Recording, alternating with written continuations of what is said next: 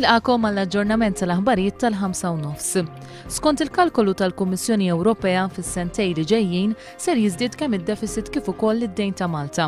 Il-Kummissarju Ewropew għall-Affarijiet Ekonomiċi Olli Rehn għalli jista' jkun jingħataw sanzjonijiet lil dawk il-pajjiżi li ma jkollhomx politika fiskali tajba.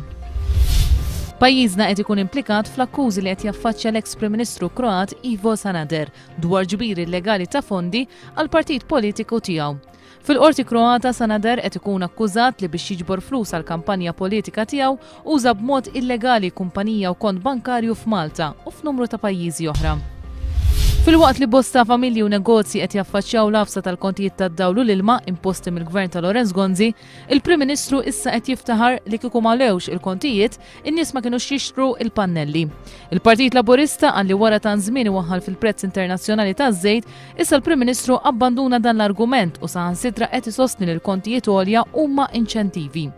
B'inċentiv iżda l-Partit Laburista jifhem li tgħin lin-nies mhux li timponilhom l-ogħla kontijiet ta' kull żmien. Dalgħodu fil-Workers Memorial Building il-belt saret laqgħa b'urġenza bejn il-General Workers Union u l-kumpanija Riva. Matul din il-laqgħa li damet madwar 3 sigħat tmexxiet minn Tony Zarb għan-naħa tal-General Workers Union u Keith Bestow f'isem la Riva. F'din il-laqgħa sar qbil biex iż-żewġ naħat jibdew jiltaqgħu dwar diskussjonijiet għal ftehim kollettiv. 4 minn kull 10 ilmenti li daħlu fl-uffiċċju tal-Ombudsman matul is-sena li għaddiet kienu kontra l-uffiċċju tal-Prim Ministru. Fl-istess ħin, Transport Malta kienet l-aktar awtorità tal-Gvern li kontra tagħha tresqu l-menti quddiem l-Ombudsman. Mill-elezzjoni ġenerali l-hawn il-Ministeru ta' Tonio Borg u l-Ambaxxati barra minn Malta nefqu aktar minn 320,000 euro f'ċelebrazzjonijiet, parties, ikliet u festini oħrajn. Il-Ministru Borg ikkonferma din iċ-ċifra meta wieġeb għad-domanda parlamentari tad-deputat Laburista Anthony Agius De Celis. Il-Ministru Dolores Cristina konfermat li fl-ewwel 9 xhur ta' din is-sena ingħataw aktar minn 1200 sensja. Din iċ-ċifra tella total ta' sensji minn kemm Lorenz Gonzi ilu Prim Ministru għal aktar minn 16,000.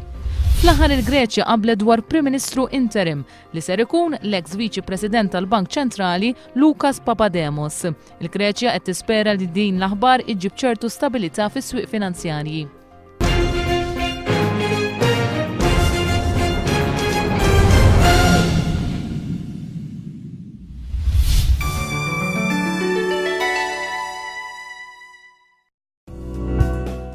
It-temp għal komplement tal-jum ser ikun ftit jew wisq imsaħħab bil-possibilità ta' xi ħalba iżolata tax-xita. Viżibilità tajba, riħ ħafif mit-tramuntana kultant ikun ħafif għal moderat. Baħar ħafif għal moderat imbagħad baxx mix-xlokk li jsir imħawwad. Temperatura tal-baħar 22 grad, l-ogħla temperatura 21 grad, l-inqas temperatura 15 grad, indiċi UV 3.